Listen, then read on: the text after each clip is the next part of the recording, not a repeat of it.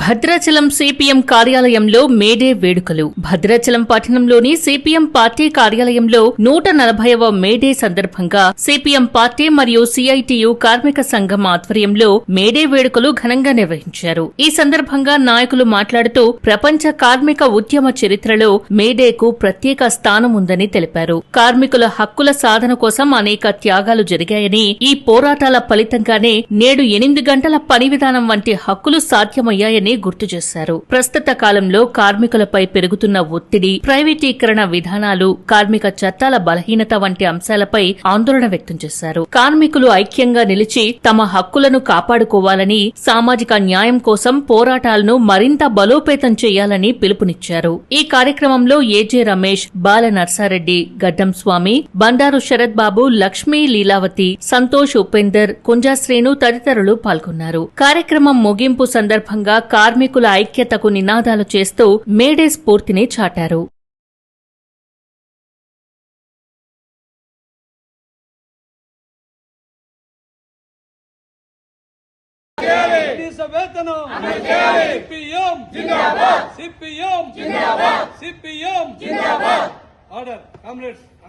రోజు ప్రపంచ కార్మిక దినోత్సవం మేడే సందర్భంగా భద్రాచలం పట్టణంలో సిపిఎం పార్టీ అదేవిధంగా సిఐటియు ఆధ్వర్యంలో వివిధ కాలనీలలో అదేవిధంగా కార్యాలయాల ముందు జెండాలన్నీ కూడా ఆవిష్కరించుకొని ఈ మేడే ఉత్సవాల్ని ఘనంగా చేయడం జరిగింది. ఈరోజు గతంలో ఉన్నటువంటి 16 గంటలు 14 గంటల పని విధానానికి వ్యతిరేకంగా ఆనాడు చికాగో నగరంలో కార్మికులు పోరాటం చేసి ఈ యొక్క 8 గంటల పనిని సాధించుకున్నారు. కాబట్టి ఈ చాలా సంవత్సరాలుగా కార్మికులు కానీ ఉద్యోగులు కానీ 8 గంటల పని చేస్తూ ఉన్నారు. కానీ ఇప్పుడు దేశంలో అధికారంలోకి వచ్చినటువంటి మోడీ ప్రభుత్వం ఈ పని గంటలను పెంచాలని చెప్పి 10 గంటలు 12 గంటలు చేయాలని చెప్పి కొన్ని దుర్మార్గమైనటువంటి కార్మిక ఉద్యోగ చట్టాలు తీసుకొస్తూ ఉంది.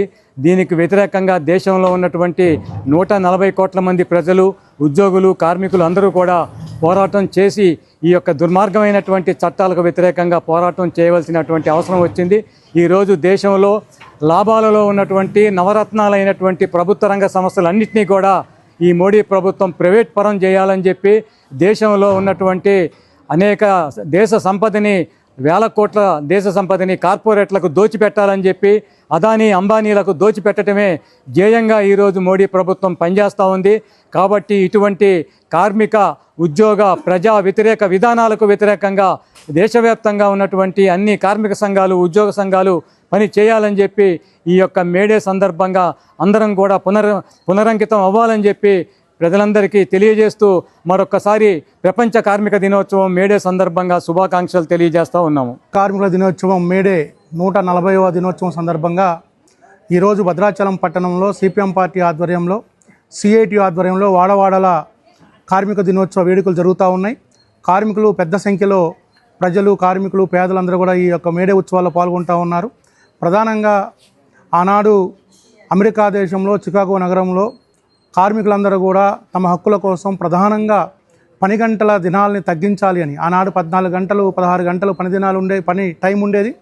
ఆ సమయాన్ని తగ్గించాలి, 8 గంటల వరకే పని చేయించాలనే దాంట్లోంచి ఆనాడు ఉద్యమం చేశారు. ఆ ఉద్యమం మీద మా అమెరికా దేశం పాలకులు కాల్పులు జరిపి చాలా కిరాతకంగా చంపినటువంటి సందర్భంగా ఆనాడు పుట్టినటువంటి జెండా ఈ ఎర్ర జెండా.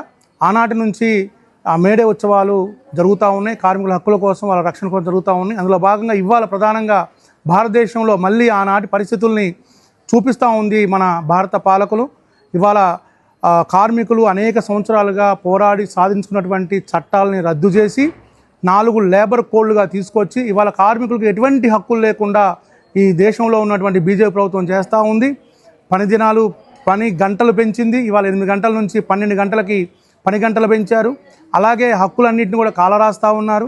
సమ్మె చేసే హక్కు లేదు, జీతం పెంచమని అడిగే హక్కు లేదు, అదేవిధంగా పోరాడే హక్కు లేదు, ప్రశ్నించే హక్కు లేదు. ప్రశ్నిస్తే దేశద్రోహులు కానీ కేసులు పెట్టి జైల్లో పెడతా ఉన్నారు.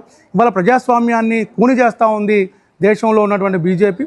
కాబట్టి ఈ విధానాలకు వ్యతిరేకంగా రాబోయే కాలంలో పోరాడి ఉద్యమాలు నిర్వహించడం ద్వారానే మన హక్కులను మనం సాధించుకోగలమని చెప్పేసి ఈ సందర్భంగా తెలియజేస్తూ ఈ మేడే శుభాకాంక్షలు తెలియజేస్తూ ఉన్నాం.